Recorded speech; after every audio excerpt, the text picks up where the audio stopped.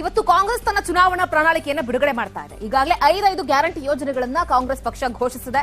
So ಈಗ ಇನ್ನೂ 10 ಹಲವಾರು ಭರವಸೆಗಳನ್ನ ಒಳಗೊಂಡಂತಹ ಚುನಾವಣಾ ಪ್ರಣಾಳಿಕೆ ಬಿಡುಗಡೆಗೆ ಕಾಂಗ್ರೆಸ್ ಪಾಳೆಯ ಸಜ್ಜಾಗಿದೆ.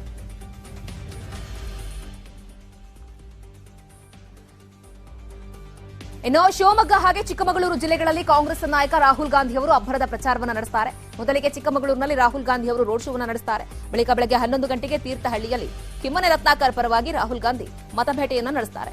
ಮಧ್ಯಾಹ್ನ 1 ಗಂಟೆಗೆ ಹರಿಹರದ ಗಾಂಧಿ ಮೈದಾನದಲ್ಲಿ ಬಹಿರಂಗ ಪ್ರಚಾರ ಕಾರ್ಯಕ್ರಮ ನಡೆಯುತ್ತೆ. ದಾವಣಗೆರೆಯ 7 ವಿಧಾನಸಭಾ ಕ್ಷೇತ್ರಗಳ ಕಾಂಗ್ರೆಸ್ ಅಭ್ಯರ್ಥಿಗಳು ಕೂಡ ಭಾಗಿಯಾಗ್ತಾರೆ.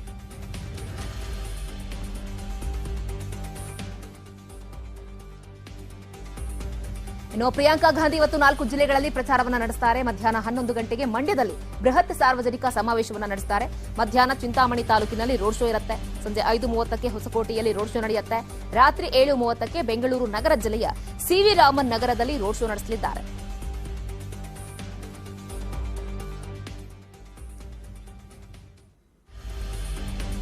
ಇನ್ನು ಮಂಡ್ಯದಲ್ಲಿ ಪ್ರಿಯಾಂಕಾ ಗಾಂಧಿ ಜೊತೆಗೆ ಕಾಂಗ್ರೆಸ್ ಪರ ಪ್ರಚಾರ ಕಾರ್ಯದಲ್ಲಿ ಭಾಗಿಯಾಗುವುದಾಗಿ ಸ್ಯಾಂಡಲ್ವುಡ್ನ ನಟಿ ಹಾಗೆ ಮಂಡ್ಯ ಮಾಜಿ ಸಂಸದೆ ರಮ್ಯಾ ಟ್ವೀಟ್ ಮಾಡಿದ್ದಾರೆ.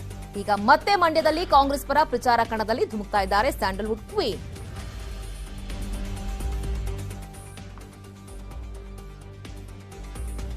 ಇನ್ನು ಜೆಡಿಎಸ್ ದಳಪತಿಗಳಿಗೆ ಸಂಸದೆ ಸುಮಲತಾ ಅವರು ಶಾಕ್ ಕೊಡ್ತಾ ಇದ್ದಾರೆ. ಚನ್ನಪಟ್ಟಣದ ಬಳಿಕ ಇವತ್ತು ರಾಮನಗರದಲ್ಲಿ ಸಂಸದೆ ಮತಭೇಟಿಯನ್ನು ನಡೆಸುತ್ತಾರೆ. ಈ ಮೂಲಕ ಜೆಡಿಎಸ್ನ ಅಭ್ಯರ್ಥಿ ನಿಖಿಲ್ ಕುಮಾರಸ್ವಾಮಿ ಅವರಿಗೆ ಟಕ್ಕರ್ ಅನ್ನು ಕೊಡಲಿಕ್ಕೆ ಮುಂದಾಗಿದ್ದಾರೆ.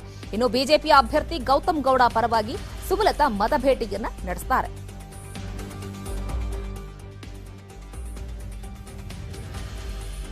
ಇವತ್ತು ಬಾಗಲಕೋಟೆ ಜಿಲ್ಲೆಯಲ್ಲಿ ಕಿಚ್ಚ ಸುದೀಪ್ ಪ್ರಚಾರವನ್ನು ನಡೆಸುತ್ತಾರೆ. ಜಮಖಂಡಿ, ಬೀಳಗಿ, ಬಾಗಲಕೋಟೆ, ಗುಳೇದಗುಡ್ಡ ಪಟ್ಟಣದಲ್ಲಿ ಸುದೀಪ್ ಅವರು ರೋಡ್ ಶೋವನ್ನ ಮಾಡ್ತಾರೆ.